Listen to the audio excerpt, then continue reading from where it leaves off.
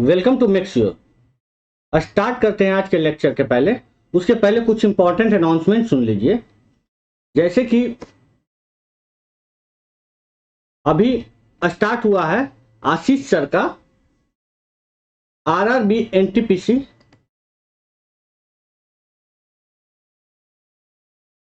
का question bank. तो RRB NTPC का प्रीवियस ईयर क्वेश्चन स्टार्ट हुआ है। यदि जो तैयारी कर रहे हैं आरआरबी एनटीपीसी टायर 2 का, तो उन लोगों के लिए बहुत सुनहरा अवसर है। आशीष सर बहुत कम ही समय में बहुत सिंपल तरीके से आरआरबी के एनटीपीसी के क्वेश्चन बैंक को समाप्त करेंगे और आपके नंबर को बूस्ट करवाएंगे। जहां आपका नंबर में कुछ ना कुछ आपको इंक्रीमेंट देखने को मिलेगा। आप जाइए और आशीष सर के क्लास को जाके देखिए, आरआरबी एनटीपीसी के मैथ के सेशन को। तो आरआरबी एनटीपीसी के सेशन को आशीष सर पूरी तरह से आरआरबी के प्रीवियस ईयर क्वेश्चन को डील कर रहे हैं वहां पे। इसके साथ ही साथ आपका बीपीएससी 66 का ये चल रहा है और मेरा चल रहा है केमिस्ट्री का सेशन। तो केमिस्ट्री का सेशन जो चल रहा है, इन सभी सब्जेक्ट को इसके साथ मैथ का सेशन, मैथ का क्लास ले रहे हैं आशीष सर। इसके साथ बायो ले रहे हैं सुमन सर। और इसके साथ ही साथ कुछ आ रहा है और एग्जाम पॉइंट ऑफ व्यू से टू द पॉइंट जो मटेरियल है वो आ रहा है सुमन सर के द्वारा स्टैटिक जीके का। तो आप जाके हमारे चैनल को सब्सक्राइब कीजिए और जो लोग को आरआरबी एनटीपीसी देखना है, आपके जानने वाले हैं, तो उनके बीच में जाके शेयर कीजिए कि यहाँ चल रहा है मेक श्योर पे आरआरबी एनटीपीसी का क्वेश्चन बैंक। और बीपीएससी के भी 38 से लेके 66 तक सभी क्वेश्चन बैंक को हम एनालाइज करेंगे बीपीएससी के एग्जाम स्टार्ट होने के पहले तक। चलिए ठीक है, तो फिर स्टार्ट करते हैं आज के सेशन को। देखिए 66 के बीपीएससी 38 का हम क्वेश्चन बैंक खत्म कर चुके थे, तो 38 के क्वेश्चन बैंक को हम खत्म कर दिए थे। अब 66 के बीपीएससी का जो प्री एग्जाम हुआ था उसके क्वेश्चन बैंक को एनालाइज करते हैं। देखिए पहला क्वेश्चन आपके सामने आता है, प्राचीनकारी या पिट्टा ड्यूरा निम्न में से किससे संबंधित है? दीवारों में अर्धकीमती पत्थर जड़कर फूलों की नक्काशी करना पहला।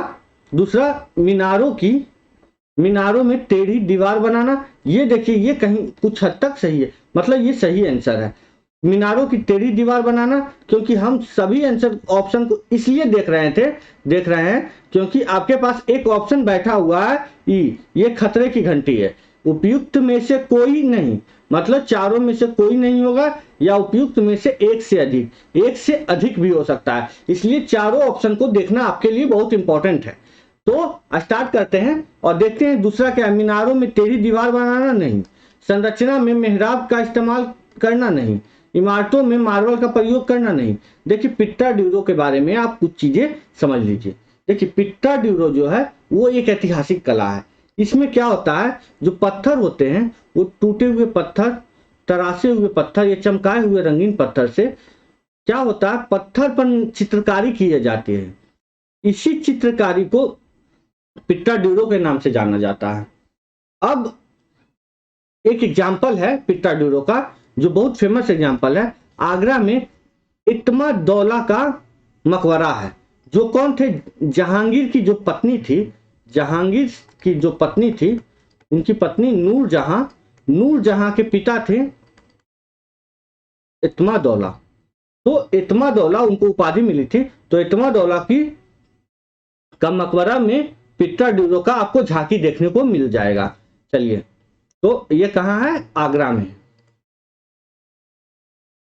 नेक्स्ट क्वेश्चन को एनालाइज करते हैं। किस मुगल शासक ने चित्रकारी के लिए कारखाने बनवाए? देखिए हुमायूं, अकबर, जहांगीर, शाहजहां। यहां पे थोड़ा सा कॉन्ट्राडिक्ट है आंसर में, लेकिन यहां कॉन्ट्राडिक्ट है अकबर और जहांगीर के बीच में।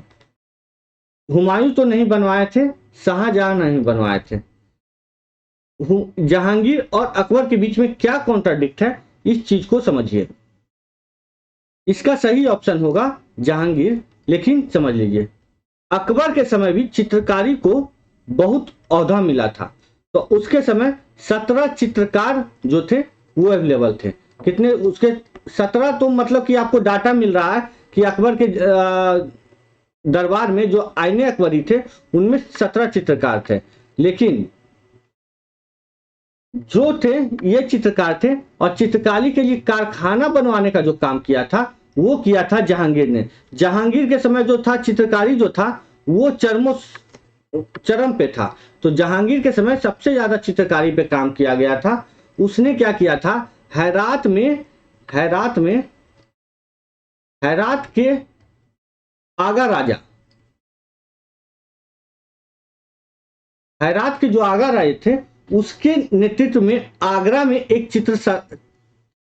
चित्रशाला की स्थापना की थी। कहां स्थापना किया था, आगरा में। किसके द्वारा, जहांगीर के द्वारा चित्रशाला। तो इसका सही ऑप्शन होगा जहांगीर, अकबर नहीं होगा, क्योंकि अकबर में चित्रकला का बहुत काम हुआ था। उसमें 17 आईने अकबरी थे, लेकिन वहां पे चित्रकारी का कारखाना नहीं बनवाया गया था। तीसरा ऑप्शन, बंगाल में द्विशासन प्रणाली किसके द्वारा लागू किया गया।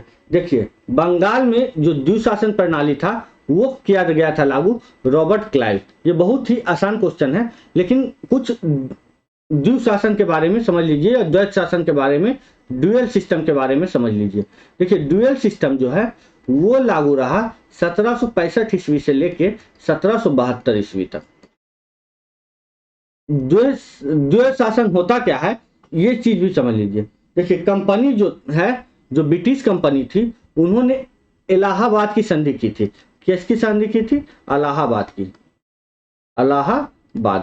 इलाहाबाद की संधि के तहत जो बंगाल, बिहार और उड़ीसा, कहां, बिहार, बंगाल और उड़ीसा, उस समय उड़ीसा कहा जाता था, अभी तो ओडिशा हो गया, उड़ीसा, यहां पे क्या था, दोहरा शासन लागू किया गया था। किस संधि के द्वारा, इलाहाबाद की संधि के द्वारा।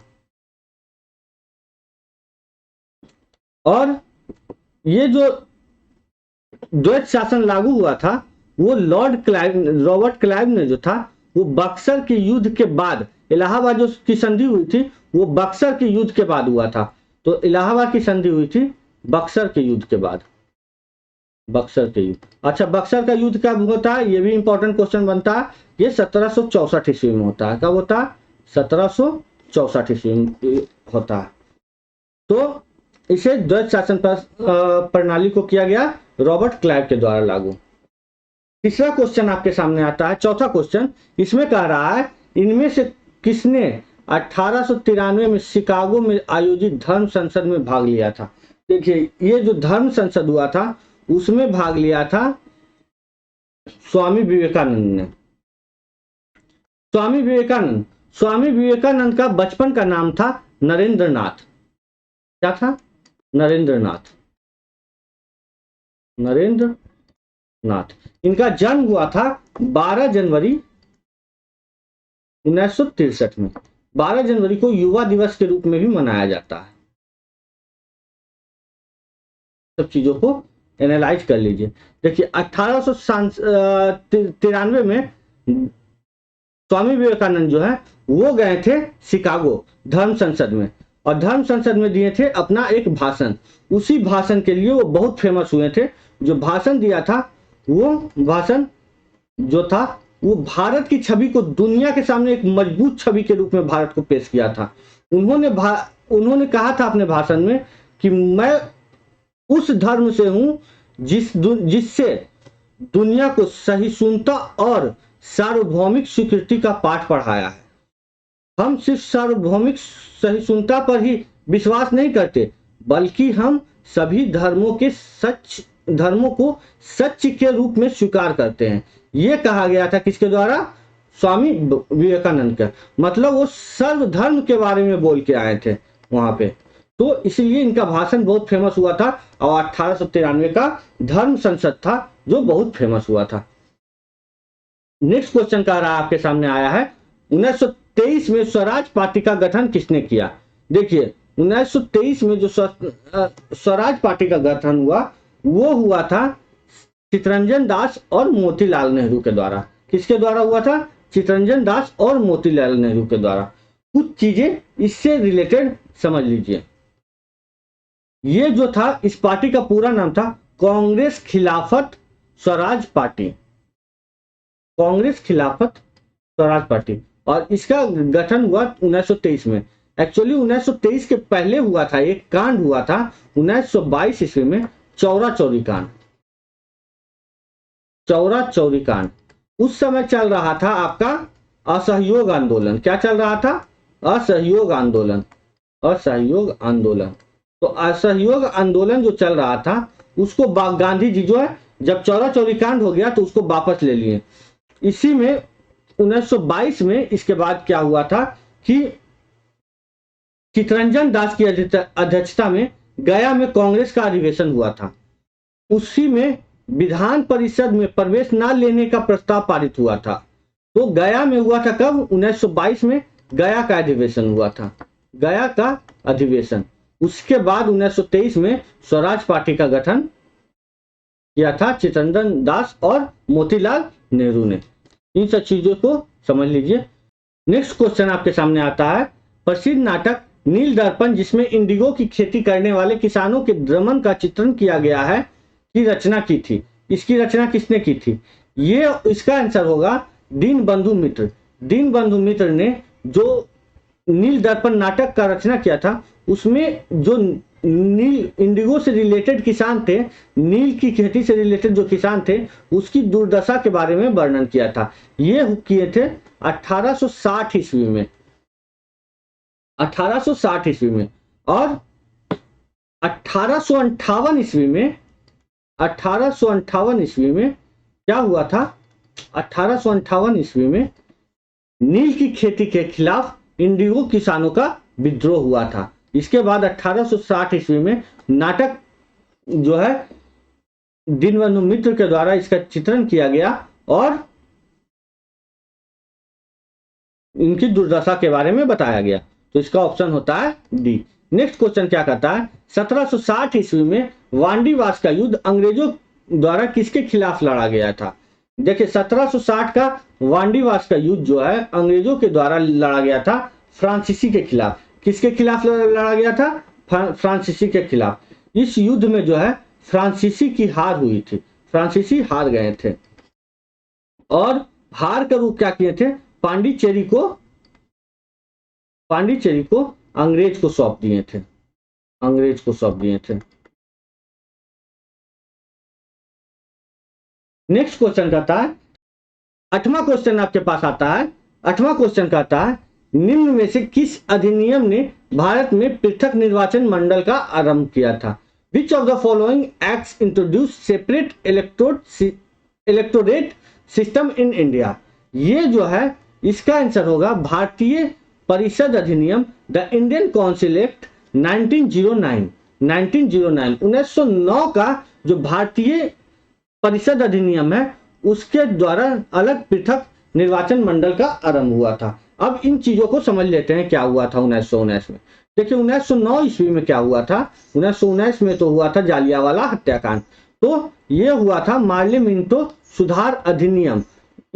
इसको जानते हैं मार्ले मिंटो सुधार अधिनियम, सुधार अधिनियम इसके नाम से जानते हैं। अब इसके बारे में कुछ चीजें जान लीजिए। मार्ले जो थे उस समय भारत के सचिव थे। कौन थे? सचिव। और मिंटो जो थे उस समय थे वायसराय, वायसराय। अब इनके अनुसार क्या हुआ था? इनके अनुसार पृथक निर्वाचन मंडल को स्टार्ट किया गया था और मुस्लिम के लिए अलग से क्या बनाया गया था? निर्वाचन क्षेत्र की व्यवस्था की गई थी। तो एक्चुअली क्या किया गया था? उस समय से ही एक्चुअली फूट डालने का काम किया गया था भारत में। किसके द्वारा? मार्ले मिंटो के द्वारा। इन्होंने अलग लाया निर्वाचन मंडल और ये किया। तो इसका आंसर होगा डी 8वां का। 9वां क्या कह रहा है? 1831 में बुद्धो भगत के नेतृत्व में कोल विद्रोह किस क्षेत्र में हुआ था? देखिए कोल विद्रोह हुआ था झारखंड में, और झारखंड का क्षेत्र है झारखंड, और यहाँ सिंहभूम में हुआ था। कहा? सिंहभूम में। बुद्धो भगत जो थे वो आदिवासी के नेता थे, आदिवासी नेता थे।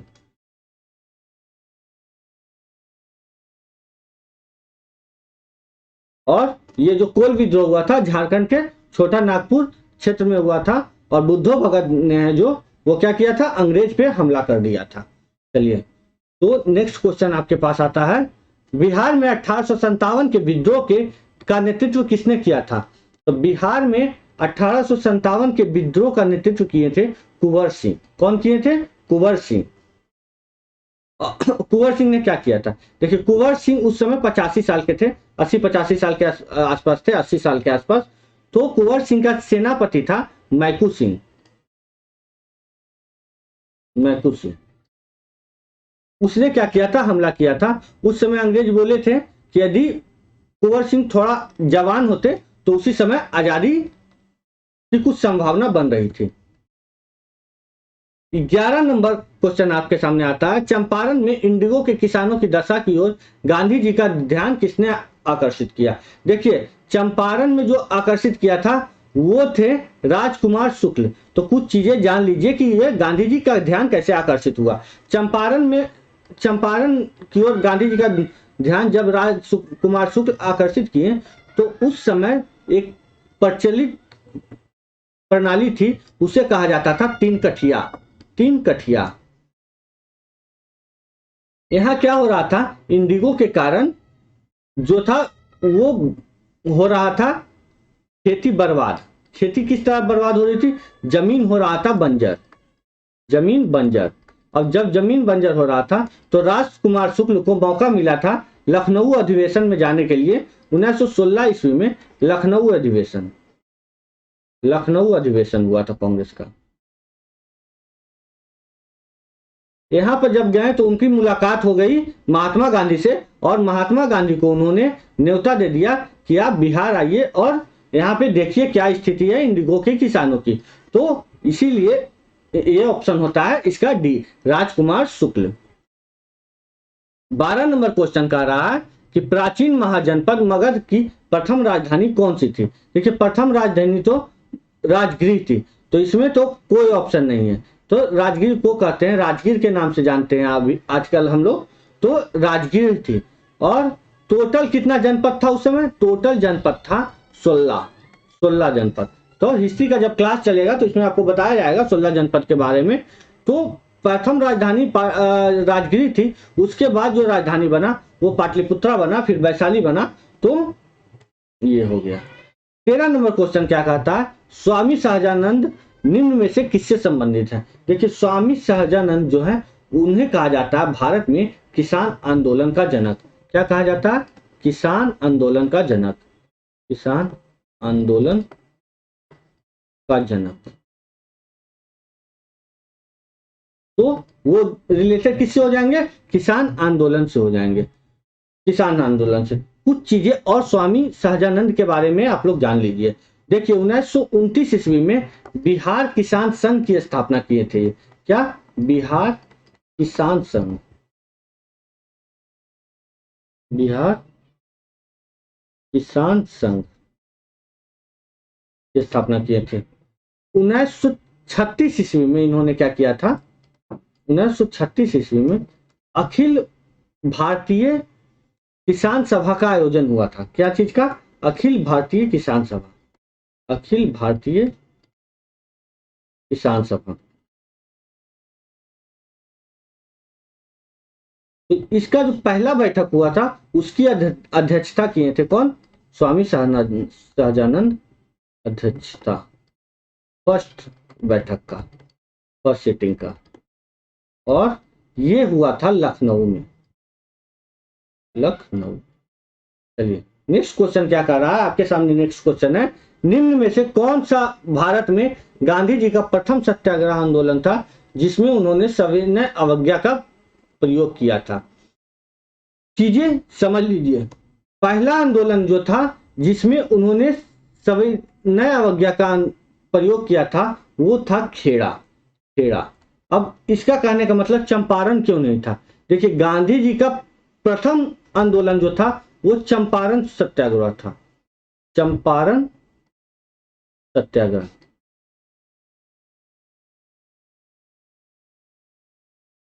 लेकिन इसमें उन्होंने क्या नहीं किया था, सविनय अवज्ञा का प्रयोग नहीं किया था।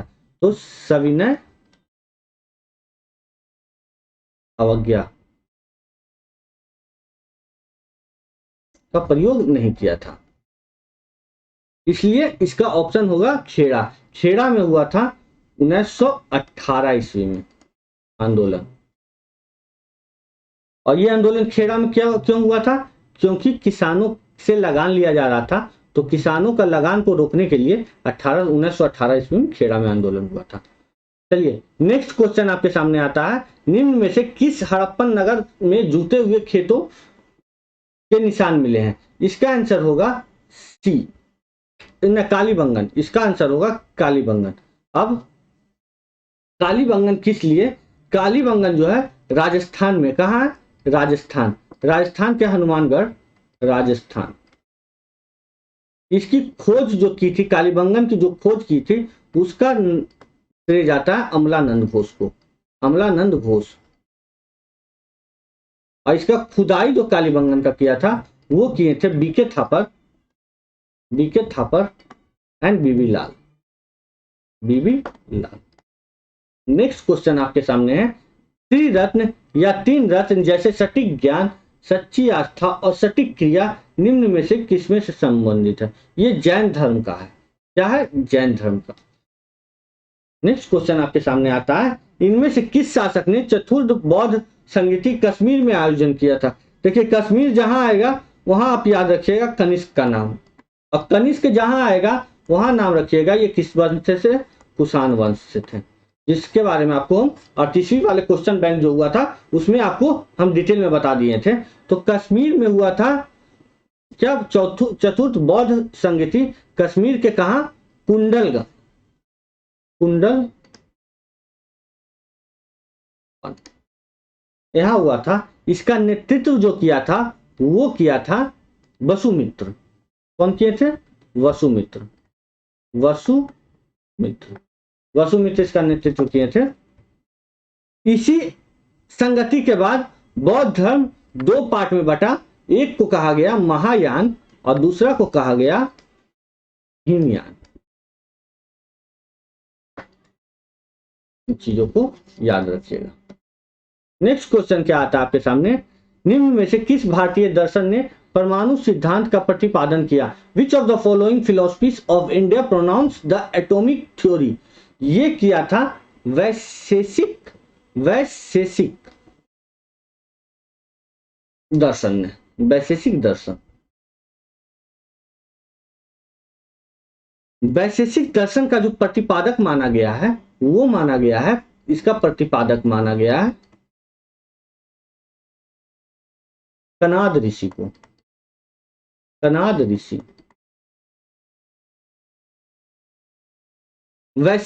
अच्छा, वैशेषिक दर्शन के अनुसार क्या है? वैशेषिक सिद्धांत क्या है? जैसा गुण परमाणु में है वैसा ही गुण क्या होगा? उससे बने वस्तु में होगा। तो ये है वैशेषिक सिद्धांत। नेक्स्ट देखते हैं, किस दिल्ली सुल्तान ने रक्त और लौह की नीति अपनाई थी? रक्त और लौह की नीति अपनाई थी बलबन ने। बलबन क्या करता था?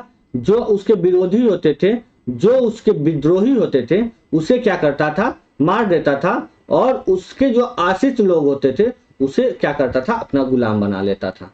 नेक्स्ट क्या है, कौन सी मध्यकालीन भारतीय साम्राज्य व्यापक स्तर पर स्थानीय स्वशासन के लिए प्रसिद्ध है? चोल। कौन है? चोल। चोल का संबंध कहां से? दक्षिण भारत, साउथ इंडिया। देखिए चोल वंश के संस्थापक थे विजयालय। कौन थे? विजयालय। विजयालय थे चोल वंश के संस्थापक। और चोल वंश में दो प्रतापी राजा हुए, एक तो राजा राज प्रथम हुए, राजा राज प्रथम, राजा राज प्रथम, और दूसरे हुए राजेंद्र चोल।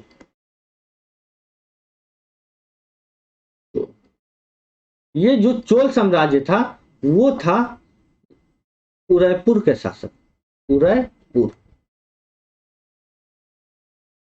चलिए नेक्स्ट क्वेश्चन आपके सामने आता है, भारत का 13वां प्रधान बंदरगाह किस राज्य में स्थापित हुआ? ये तो करंट का क्वेश्चन है और ये है महाराष्ट्र। कहा? महाराष्ट्र। ये अप्रूव हुआ था, 12 अब तक थे और ये 13वां था। 22 नंबर क्या कहता है, निम्न राज्यों में से कौन सा राज्य भारत में सर्वाधिक सौर ऊर्जा का उत्पादक रहा। सर्वाधिक सौर ऊर्जा आपको जो आंसर प्रोवाइड किया गया था 66वीं बीपीएससी में वो कर्नाटक था, लेकिन अब जो है राजस्थान ने कर्नाटक को पीछे छोड़ दिया। तो करंट के पॉइंट ऑफ व्यू से इसे देखते हैं, राजस्थान होगा आंसर। अब ये राजस्थान का क्या है, 7738 मेगावाट है, 7738 मेगावाट। और कर्नाटक का क्या है, 7469। ये हो गया राजस्थान का और ये हो गया कर्नाटका का। तो ये आ गया ऑप्शन राजस्थान। खनिज और जिले,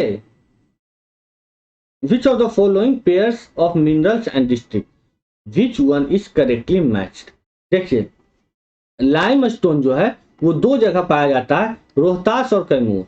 तो ये तो है जोड़ा सही, कौन सा जोड़ा सही है, रोहतास और कैमूर। तो ये जोड़ा तो सही है। आगे देखते हैं ऑप्शन ई बैठा हुआ है आपके पास।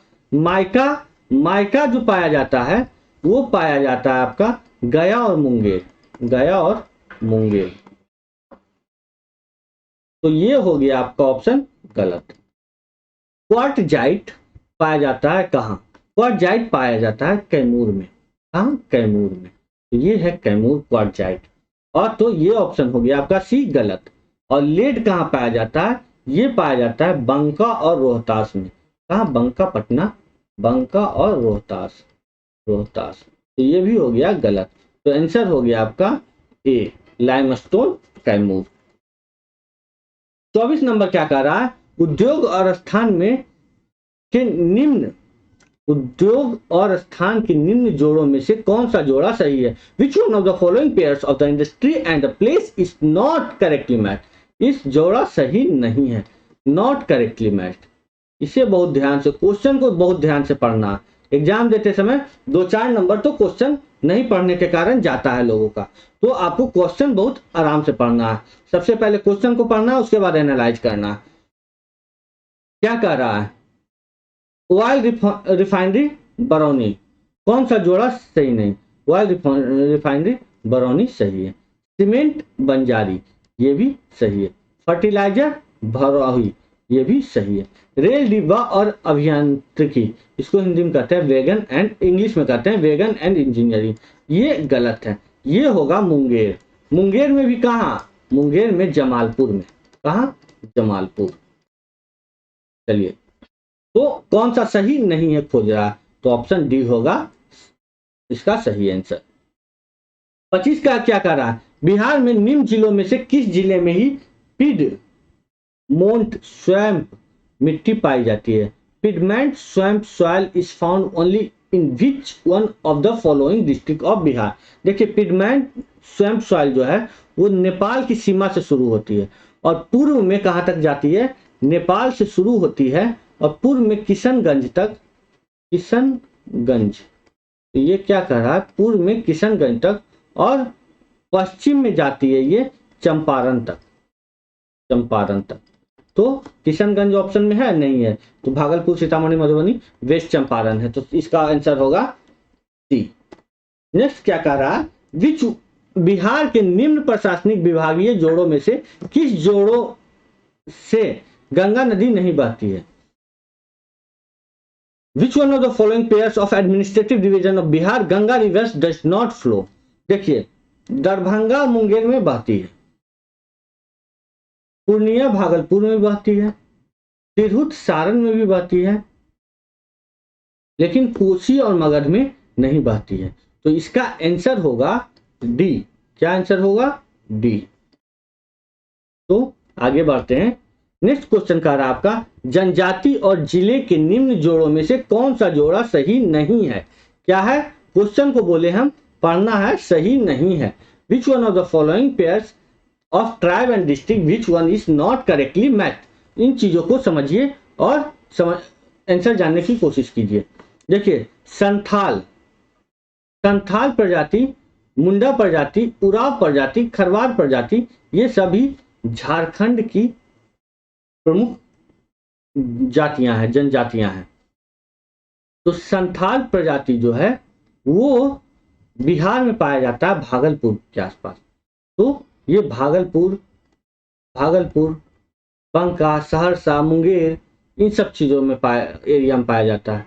उराव जाति जो है, उराव जाति ये जो है पहले सोन नदी और कर्मनाशा इन दोनों के बीच में पाया जाता था। क्या? उराव जाति के लोग पाए जाते थे। तो उराव जाति सुपौल, ये सही होगा क्योंकि कर्मनाशा और सोन के बीच में पड़ता है ये एरिया। खरवार और भागलपुर, खरवार जो है सोन घाटी क्षेत्र में। कहाँ? सोन घाटी क्षेत्र में। तो ये भागलपुर सही है। ये क्या है? मुंडा जमुई। तो मुंडा जो है मेनली पाया जाता है बक्सर, मुंडा जाति के लोग बक्सर और रोहतास के एरिया में। तो ये जमुई गलत है, तो इसका ऑप्शन होगा बी सही। नेक्स्ट क्वेश्चन क्या कह रहा है? बिहार राज्य के कुल भौगोलिक क्षेत्र की तुलना में समस्त वन का क्षेत्र कितना है? देखिए समस्त वन का क्षेत्र 7.8 के आसपास, आप कह सकते हैं 7.74 है, इसलिए इसके आसपास। तो 7.27 आप आंसर के रूप में मान सकते हैं, लेकिन कब? जब आपके पास ई बैठा नहीं हो तब। तो ई बैठा हुआ है तो हम इसको ई लेके चलेंगे। नेक्स्ट क्वेश्चन क्या कह रहा है? निम्न में से किस जिले में बिहार का एकमात्र राष्ट्रीय उद्यान स्थित है? देखिए बिहार में एकमात्र राष्ट्रीय उद्यान जो है वो है वाल्मीकि राष्ट्रीय उद्यान। क्या है? वाल्मीकि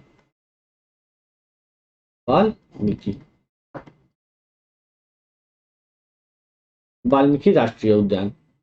ये जो है वो है पश्चिमी चंपारण में। तो ये होगा इसका ऑप्शन सी सही। 29 का सी। 30 नंबर क्या कह रहा है आपको? भौगोलिक क्षेत्र की दृष्टि से जापान का सबसे बड़ा द्वीप कौन है? ये तो बहुत फेमस क्वेश्चन है, होन्शु द्वीप। कौन सा द्वीप? होन्शु द्वीप। इसका क्षेत्रफल लगभग आपको हम बता देते हैं। इसका क्षेत्रफल है 2,27,962 किलोमीटर स्क्वायर, या वर्ग किलोमीटर कह सकते हैं, या किलोमीटर स्क्वायर, कुछ भी कह सकते हैं। इतना है इसका क्षेत्रफल। चलिए होन्शु द्वीप का। नेक्स्ट क्वेश्चन कह रहा है ग्रीनलैंड निम्न देशों में से किस देश का भाग है? ग्रीनलैंड जो भाग है वो है डेनमार्क का। तो डेनमार्क का। देखिए डेनमार्क का ग्रीनलैंड पार्ट कब बना? ये बना पार्ट इसका 1953 में, 1953। चलिए नेक्स्ट क्वेश्चन कह रहा है आपका दिसंबर 2018 के अनुसार विश्व के निम्न देशों में से किस देश में सबसे अधिक भारतीय आबादी है? देखिए सबसे अधिक भारतीय आबादी है यूएसए में। कहाँ? यूएसए में। यूएसए में लगभग है 44.6 लाख। इसके बाद सेकेंड नंबर आता है यूएई का। यूएई संयुक्त राज्य अमीरात, इसमें है 31 लाख लोग। तो आएगा यहाँ यूएसए। डी ऑप्शन होगा सही। नेक्स्ट क्वेश्चन क्या कह रहा है? 33 नंबर निम्न देशों में से किस देश में 2019 में सालाना सबसे अधिक सोने का उत्पादन हुआ? सबसे ज्यादा उत्पादन सोने का कहाँ होता है? देखिए इस क्वेश्चन में का सबसे अच्छा उत्तर है चीन। सबसे ज्यादा उत्पादन करता है चीन। इसके बाद नंबर आता है कनाडा, रूस और पेरू का। इसका कनाडा, रूस और पेरू का। तो कंफ्यूज नहीं होना, इसका ऑप्शन होगा सी। नेक्स्ट क्वेश्चन क्या कह रहा है? निम्न में से किस महाद्वीप में सबसे अधिक देश हैं? तो किस महाद्वीप में कितने देश हैं ये चीजें समझ लीजिए। देखिए एशिया में टोटल 48 देश हैं, अफ्रीका में 54 देश हैं, यूरोप में 49 देश हैं और उत्तरी अमेरिका में 23 देश हैं। तो यहाँ पे आ जाता है अफ्रीका आपका सही आंसर। कहीं कहीं आपको एशिया देखने को मिलेगा, लेकिन आपको नंबर ऑफ देश बता दिए कि किसमें स्वतंत्र देश कितने हैं।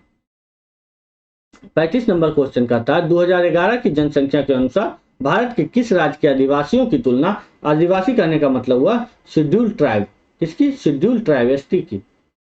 आदिवासियों की आबादी का प्रतिशत कुल आबादी की तुलना में सबसे अधिक रहा। तो सबसे अधिक मिजोरम में था। कहाँ? मिजोरम का। किसके अनुसार? 2011 सेंसस के अनुसार मिजोरम में लगभग 94.4% एसटी समुदाय के लोग थे। वहीं सबसे कम रहा यूपी में 0.6%। अच्छा, यूपी से भी कम कहाँ था? कुछ ऐसे राज्य भी रहे जहां पे एसटी समुदाय के लोग की जनसंख्या ही नहीं थी, जैसे क्या? हाँ, जैसे पंजाब, हरियाणा। एक केंद्र शासित प्रदेश है चंडीगढ़, इसकी राजधानी भी है चंडीगढ़। और दिल्ली, पुदुचेरी, इन सभी जगह पे आपको एसटी पॉपुलेशन देखने को नहीं मिलेगा। जो भी पॉपुलेशन है वो जाके रह रहे हैं, मतलब उनकी अपनी आबादी नहीं है। नेक्स्ट क्वेश्चन कहता है, निम्न कॉफी उत्पादक क्षेत्रों में से कौन सा क्षेत्र कर्नाटक में नहीं है? कर्नाटक में कौन सा क्षेत्र नहीं है? इसका सही ऑप्शन क्या होगा?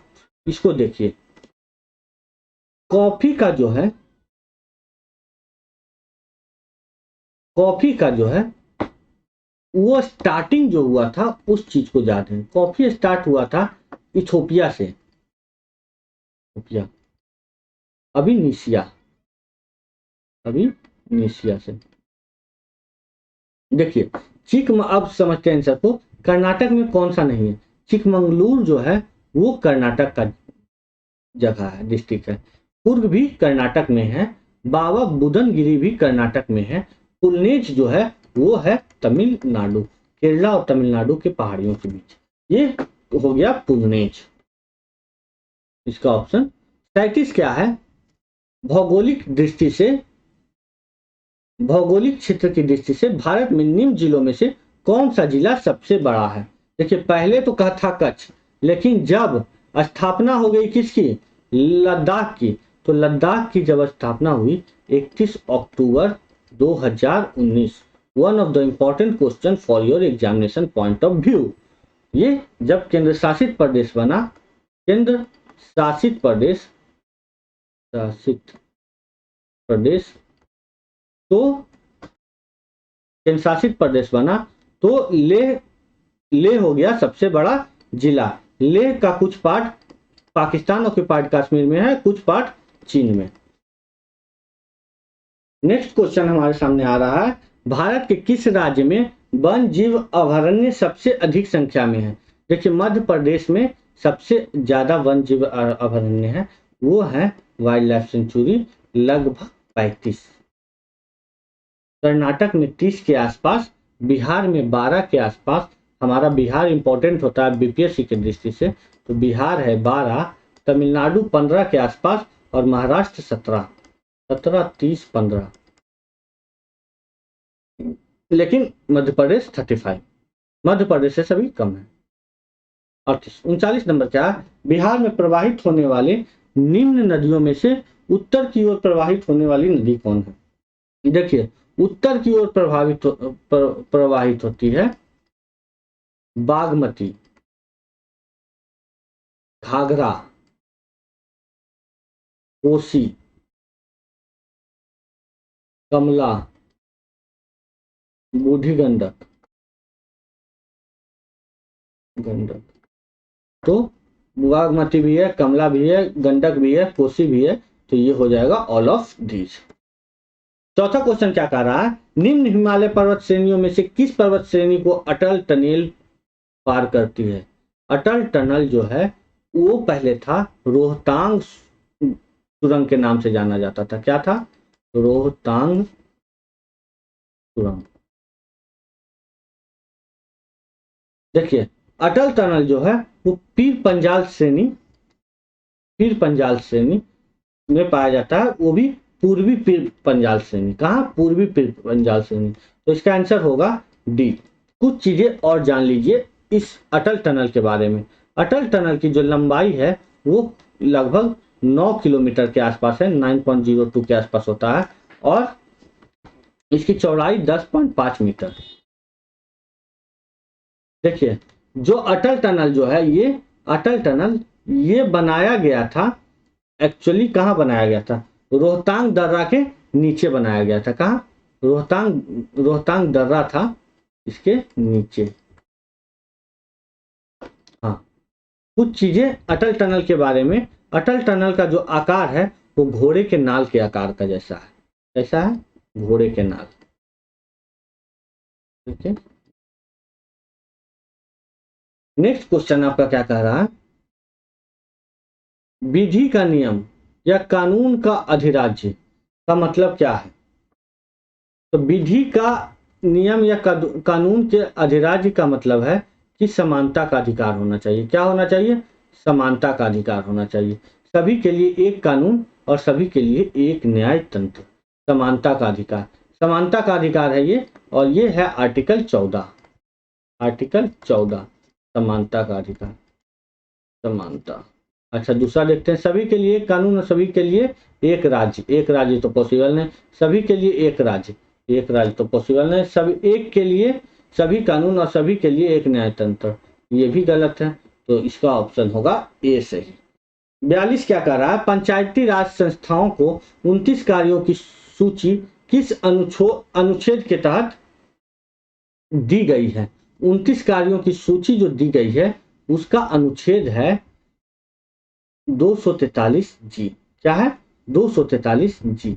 अब कुछ चीजें समझ लेते हैं। पंचायती राज के लिए बहुत बड़ा काम हुआ 73 संशोधन।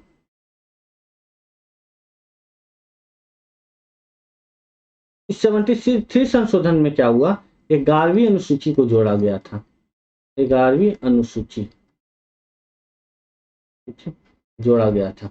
11वीं अनुसूची जो जोड़ा गया था उसमें पंचायती राज व्यवस्था का प्रावधान था। किसका प्रावधान था, पंचायती राज व्यवस्था, पंचायती राज व्यवस्था।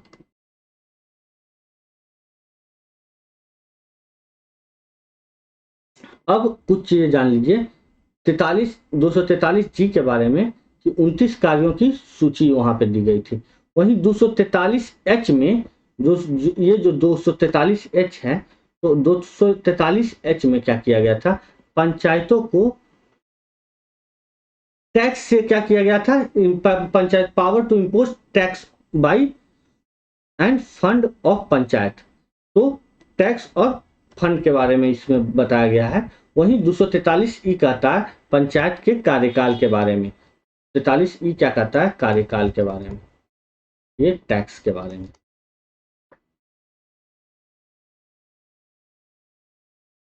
नेक्स्ट क्वेश्चन है 43, नागरिकता संशोधन कानून कब पारित हुआ। देखिए नागरिकता संशोधन कानून जो है 10 दिसंबर 2019 को लोकसभा में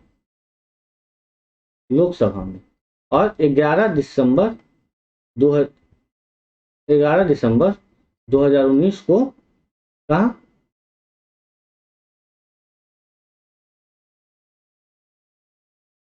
राज्यसभा में। तो ये होगा इसका आंसर बी। नेक्स्ट क्वेश्चन क्या कह रहा है आपका, 44 क्वेश्चन कह रहा है 73वें संशोधन कानून का वैधानिक शुरुआत किस संविधान संशोधन बिल से हुई। ये हुआ था 64वां संशोधन बिल से। 64वां संशोधन बिल जो था वो मेनली था पंचायत को सशक्त बनाने के लिए। ये किसको था, पंचायत को सशक्त बनाने के लिए, पंचायत सशक्त हो। नेक्स्ट क्वेश्चन क्या कह रहा है आपको, वर्ष 1632 में बिहार के पटना शहर में कौन सी कंपनी ने अपनी फैक्ट्री स्थापित की थी। वो किया था डच, 1632 ईस्वी में डच ईस्ट इंडिया कंपनी। तो इसका आंसर होगा बी। नेक्स्ट क्वेश्चन क्या कर रहा है, निम्न में से कौन सा विकेंद्रीकरण का वैशिष्ट नहीं है। विकेंद्रीकरण का वैशिष्ट कौन सा नहीं है, स्वायत्तता, ऑटोनोमी नहीं, सेल्फ नहीं, पीपल पार्टिसिपेशन नहीं, कैरेक्टरिस्टिक ऑफ डिसेंट्रलाइजेशन। क्या है, कैरेक्टरिस्टिक ऑफ डिसेंट्रलाइजेशन, विकेंद्रीकरण का वैशिष्ट नहीं है।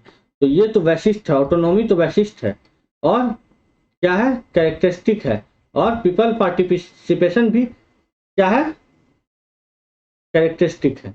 To instil non confidence among local community, confidence रहना चाहिए। यदि आप क्या कर रहे हैं, डिसेंट्रलाइजेशन कर रहे हैं, तो कॉन्फिडेंस तो होना ही चाहिए लोकल कम्युनिटी में। तो इसका ऑप्शन होगा सी इसका, इसलिए इसका आंसर होगा सी। चलिए ठीक है। नेक्स्ट क्वेश्चन कहता है आपको, ब्रिटिश शासनकाल में संविधान के विकास में कौन सा कानून ऐतिहासिक नहीं था। देखिए इसको तो लिया गया था चार्टर एक्ट 1833 भी लिया गया था, गवर्नमेंट ऑफ इंडिया एक्ट 1919 भी लिया गया था, लेकिन ये तो नहीं लिया गया था, क्या है, संविधान के विकास में 1955 के प्रोटेक्शन ऑफ सिविल राइट्स को नहीं लिया गया था। प्रोटेक्शन ऑफ सिविल राइट्स था जो अगेंस्ट अनटचेबिलिटी था, छुआछूत के विरोध में था। किसके विरोध में था? अनटचेबिलिटी। इसमें क्या किया गया था प्रावधान कि 500 रुपया जुर्माना लगा दीजिए तो अनटचेबिलिटी को प्रोत्साहन दे रहा है, या उसको 6 महीना का जेल भेज दीजिए, 6 मंथ जेल। तो इसका ऑप्शन होगा डी। ऑप्शन क्या होगा सही? डी।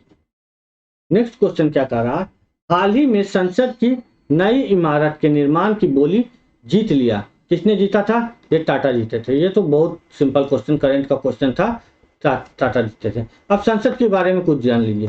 संसद का जो डिजाइन, पहले पुराने संसद का डिजाइन था, ओल्ड संसद का डिजाइन लुटियंस के द्वारा किया गया था, लुटियंस और हार्वर्ड बेकर। Harvard baker. देखिए इसका जो उद्घाटन हुआ था वो किया था इरविन। उस समय इरविन क्या था? गवर्नर था। इरविन गवर्नर ऑफ इंडिया उस समय थे। अब जो नया संसद है उसके बारे में कुछ चीज जान लीजिए। जो नया संसद, नया इमारत जो बन रहा है, नया संसद का इमारत बन रहा है, उसके आर्किटेक्चर थे डॉक्टर बिमल पटेल और बिमल पटेल। इसका एससीपी डिजाइन से कहीं कहीं आपको देखने को मिलेगा। और ये टोटल बना है 971 करोड़ का बोली लगा है। कितना? 971 करोड़। नेक्स्ट क्वेश्चन आपका आता है 49 नंबर। भारत के संविधान का कौन सा अनुच्छेद भारतीय निर्वाचन आयोग की स्थापना करती है? तो ये करता है अनुच्छेद 324। कौन करता है? अनुच्छेद 324।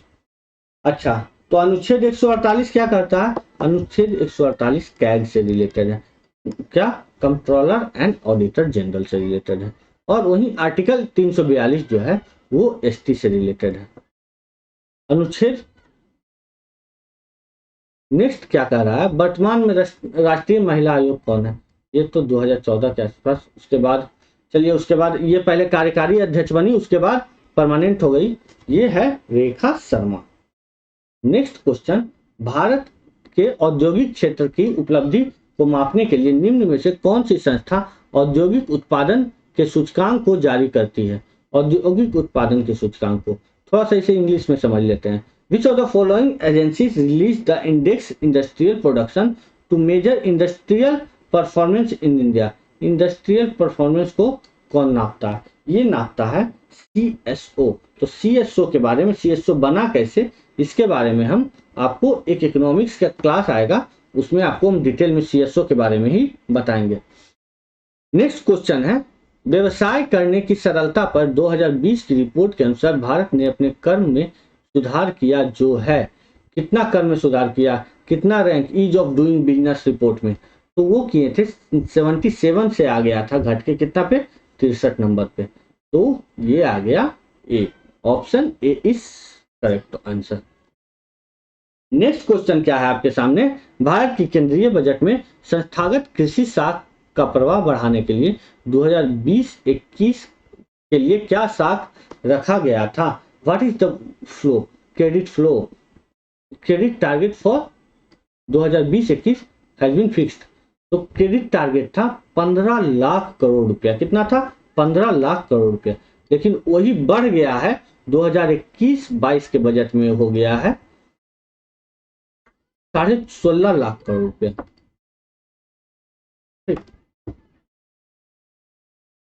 नेक्स्ट है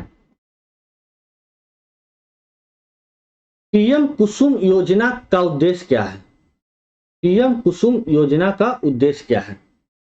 देखिए, पीएम कुसुम योजना जो है वो किसानों की डीजल और किरोसिन पर निर्भरता को समाप्त करना चाहती है और पंप सेटों को सौर ऊर्जा से जोड़ना चाहती है। यह जो है इसका ऑप्शन होगा डी। देखिए, मोदी सरकार ने अपना बजट पेश किया था, आम बजट 2018-19 में, उसमें पीएम कुसुम योजना की घोषणा की थी 18-19 के बजट में।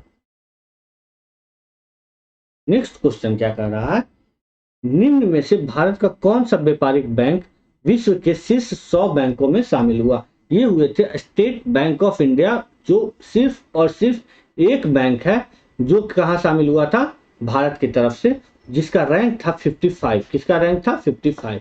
ये थे भारतीय, मतलब ये था भारतीय state bank of India, Indian state bank. Next question है, भारत सरकार ने 2020-21 के बजट के लिए एक नई योजना निर्भीक घोषित किया है। कौन योजना लाया है? निर्भीक। अर्थव्यवस्था का निम्न में से कौन सा क्षेत्र इस योजना से लाभान्वित होता है? तो लाभान्वित होता है इससे औद्योगिक क्षेत्र।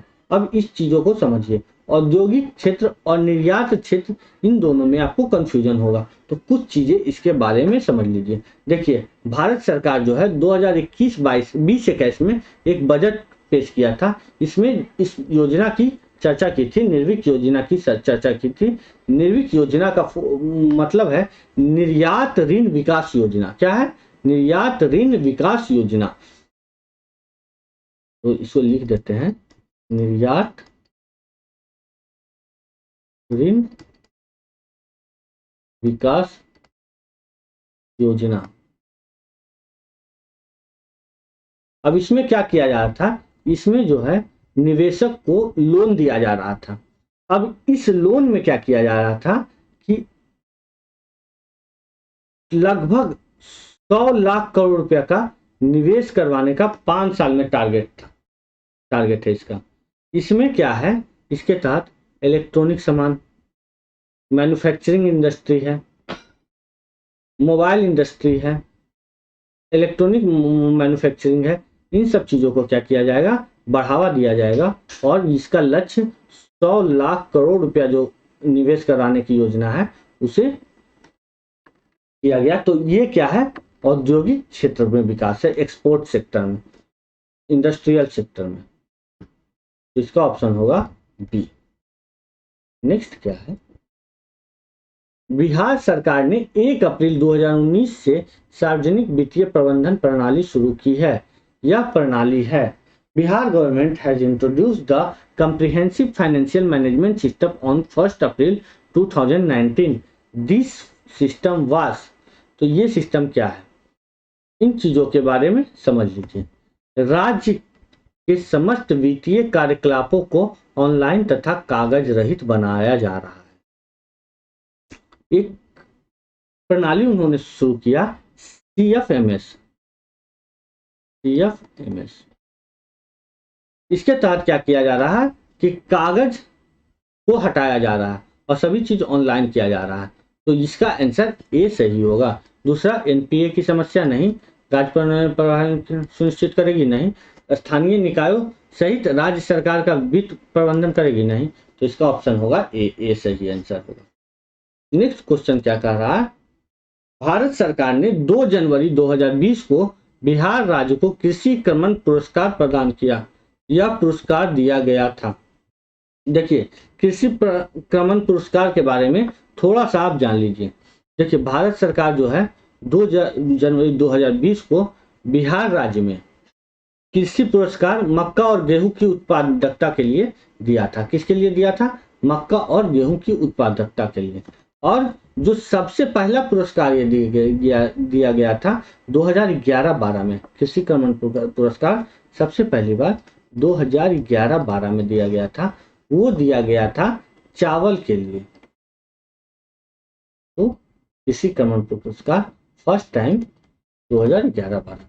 नेक्स्ट क्वेश्चन क्या कर रहा है, बिहार सरकार ने अगस्त 2018 में एक नई योजना सतत जीविकोपार्जन योजना शुरू की। इसका उद्देश्य क्या है?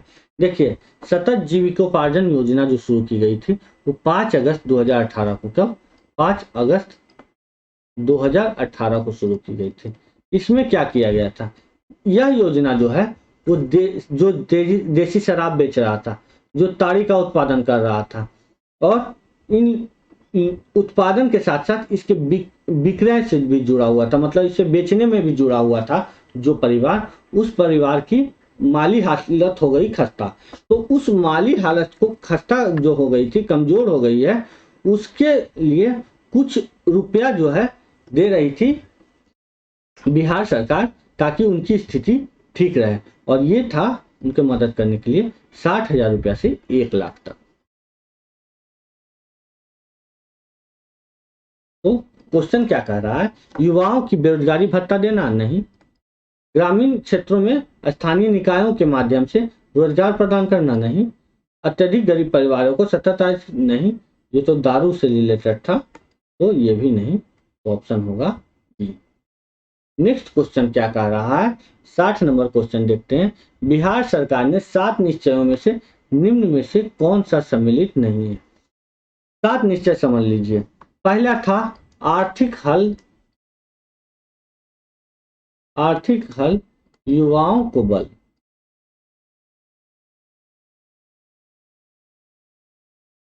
युवाओं को बल। दूसरा इसका है हर घर बिजली। क्या है? सभी परिवारों को बिजली की आपूर्ति, हर घर बिजली। तीसरा है हर घर नल, तो ये हो गया साफ पीने का पानी।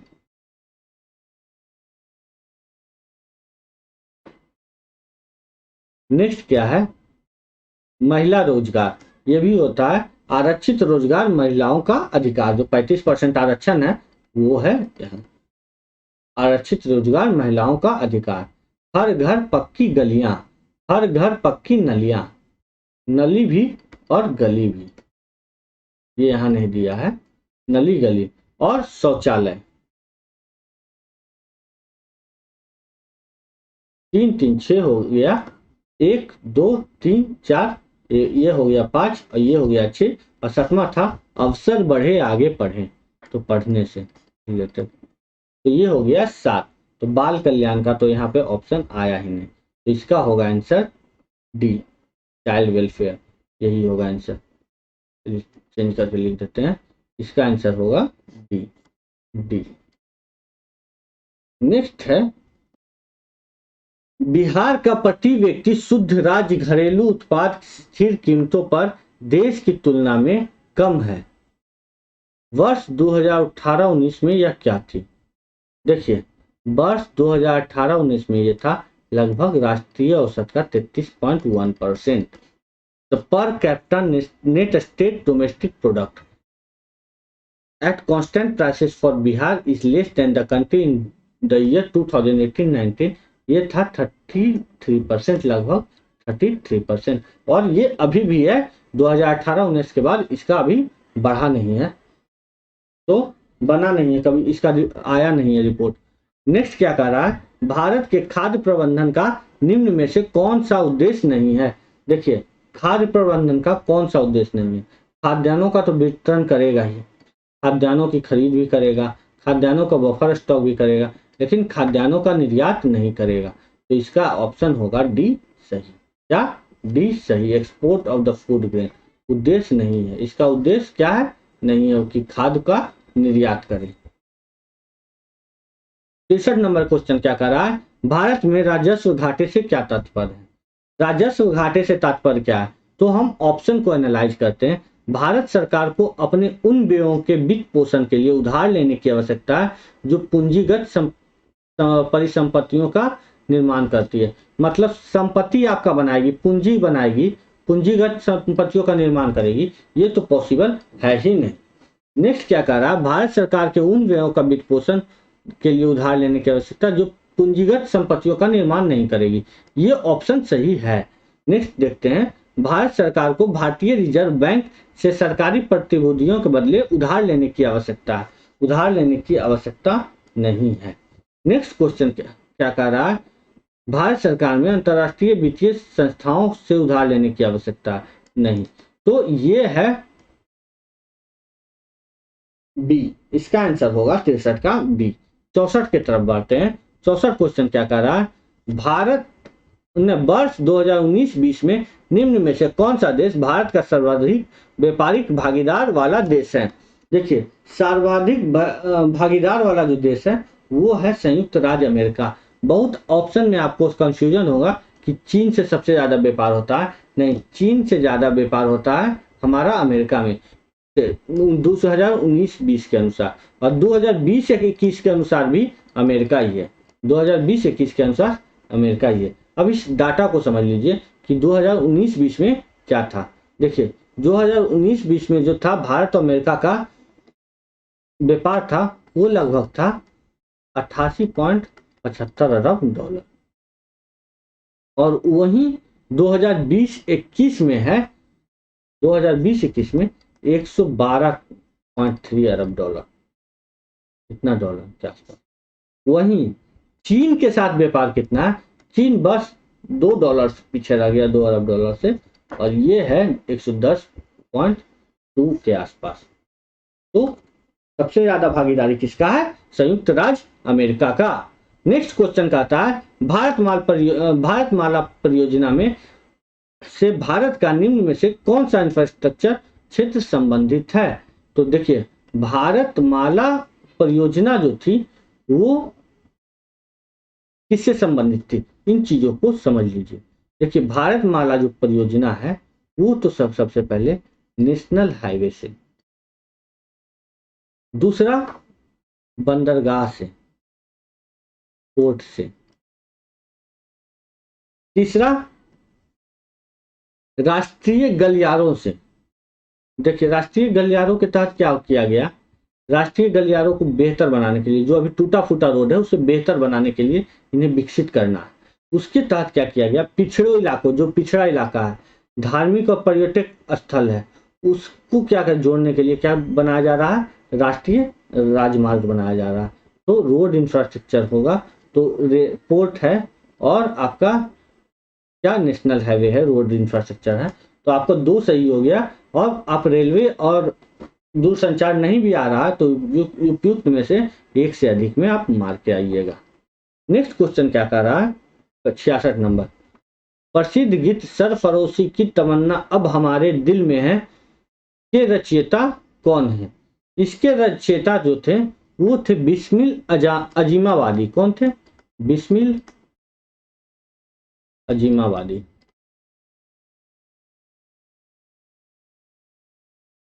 तो बिस्मिल अजीमाबादी का ऑप्शन में आंसर नहीं है, इसलिए होगा ऑप्शन ई सही।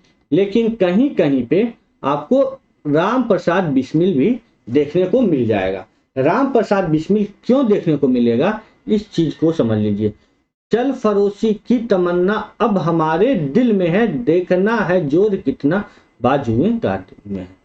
ये जो है इसको फेमस किया था कौन, राम प्रसाद बिस्मिल साहब ने इन्हें फेमस कर दिया था, तो इसलिए इनका भी नाम इससे जुड़ा हुआ है। लेकिन रचयिता कौन थे, बिस्मिल अजीमाबादी थे। नेक्स्ट क्वेश्चन है बंगाल विभाजन। बंगाल विभाजन के प्रत्याघात के रूप में कौन सा आंदोलन शुरू हुआ। देखिए जब बंगाल विभाजन हुआ तो क्या हुआ कि लोगों के बीच में गुस्सा फूट गया, और गुस्सा फूट गया तो उन्होंने क्या किया, स्वदेशी चीजों को अपनाना शुरू किया, और जो उनका जो मटेरियल था उसे क्या किया गया, उनका बहिष्कार किया, विदेशी वस्तुओं का जो है वो बहिष्कार किया गया। तो यहाँ पे स्वदेशी आंदोलन चलाया गया। क्या, स्वदेशी आंदोलन। देखिए बंगाल का विभाजन कब हुआ था ये जान लीजिए, 16 अक्टूबर 1905। और ये किसने किया था, लॉर्ड कर्जन। आपको हम बताएं इसमें 38वीं वाले में। तो देखिए मिल रहा है कुछ क्वेश्चन तो मिल रहा है प्रीवियस ईयर से, तो आप ध्यान से एनालाइज कीजिएगा क्वेश्चन को। इनमें से 45-46 में हुए दिल्ली में हुए INA के मुकदमे पक्ष में पेश हुए वकील कौन थे। ये पेश हुए वकील थे भूला भाई देसाई। कौन थे, भूला भाई देसाई। नेक्स्ट क्वेश्चन क्या कह रहा है, मैडम कामा ने भारत में त्रिरंगी स्वतंत्रता ध्वज को कहां फहराया था।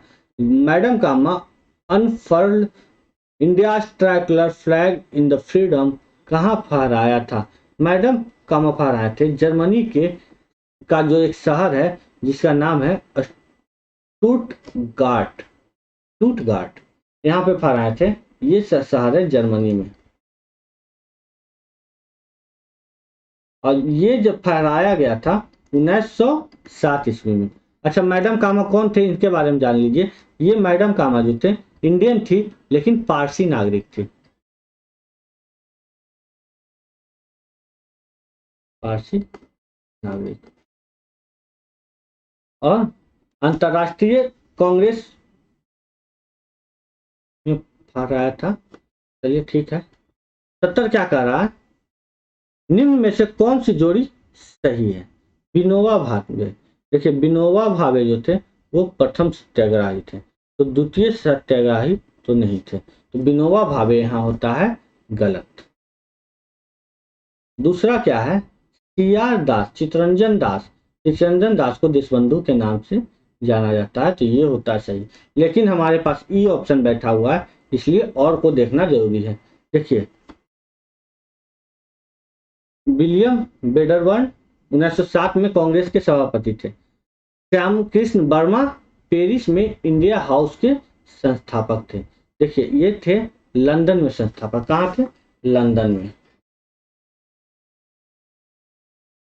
ये भी गलत है, तो हो गया ऑप्शन बी सही, चित्तरंजन दास।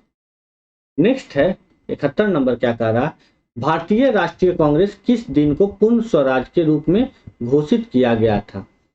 पूर्ण स्वराज घोषित किया गया था 26 जनवरी 1930। तब 26 जनवरी 1930। कुछ चीजें जान लीजिए। देखिए 31 दिसंबर 1929 में हुआ था जवाहरलाल नेहरू के नेतृत्व में, नेहरू की अध्यक्षता में लाहौर अधिवेशन। लाहौर अधिवेशन। अब लाहौर अधिवेशन में क्या हुआ था, पूर्ण स्वराज का जो लक्ष्य है वो घोषित किया गया था लाहौर अधिवेशन में। इसी के तहत 2 जनवरी 1930 ईस्वी में एक बैठक हुई, जिसमें 26 जनवरी, कब बैठक हुई थी, 2 जनवरी 1930 में, जिसमें यह कहा गया कि 26 जनवरी 1930 को हम मनाएंगे पूर्ण स्वतंत्रता दिवस मनाएंगे। तो ये हुआ इसका आंसर ए। नेक्स्ट क्वेश्चन का रहा, बिहार की स्थापना कब की गई थी। अब बिहार के हैं तो बिहार की स्थापना के बारे में तो आपको पता होना चाहिए। ये है 1912 22 मार्च 1912। तो ये हो गया बिहार की स्थापना।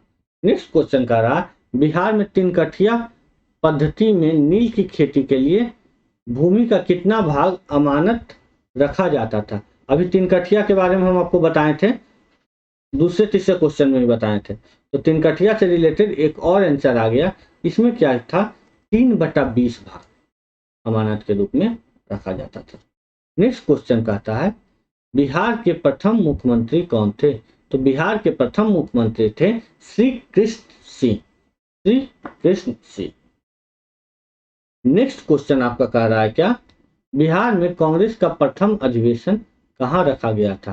देखिए पहला अधिवेशन बिहार में कांग्रेस का रखा गया था बांकीपुर में, और बांकीपुर है पटना में, जहां से शत्रुघ्न सिन्हा हार गए हैं, इस बार चुनाव हारे थे। चलिए, तो आज का सेशन हम यहीं पर समाप्त करते हैं 75 क्वेश्चन के साथ। नेक्स्ट सेशन में हम लाएंगे 76 to 150 क्वेश्चन तक। तो हमारे चैनल को आप सब्सक्राइब करके रखिए। जैसे ही आपके पास आएगा तो आप क्या कीजिएगा, इस चीजों को आगे देखिएगा और अपने दोस्तों में शेयर कीजिए। जितना ज्यादा से ज्यादा हो सके शेयर कीजिए, ताकि सब फायदा उठाए, सब फायदा उठाए और बीपीएससी के एग्जाम को बहुत ही अच्छे रूप से दें, ताकि प्रीवियस क्वेश्चन के अनुसार उनको ये अंदाजा मिल जाए कि किस तरह से हम तैयारी कर रहे हैं और कहाँ गलतियां कर रहे हैं। तो प्रीवियस ईयर क्वेश्चन देखना सबसे इंपॉर्टेंट है। तो इसलिए आप क्या कीजिए, इस चैनल को सब्सक्राइब करके रखिए। जैसे ही आएगा आपका अगला पार्ट, वैसे ही आपके पास नोटिफिकेशन चला जाएगा। चलिए, थैंक यू।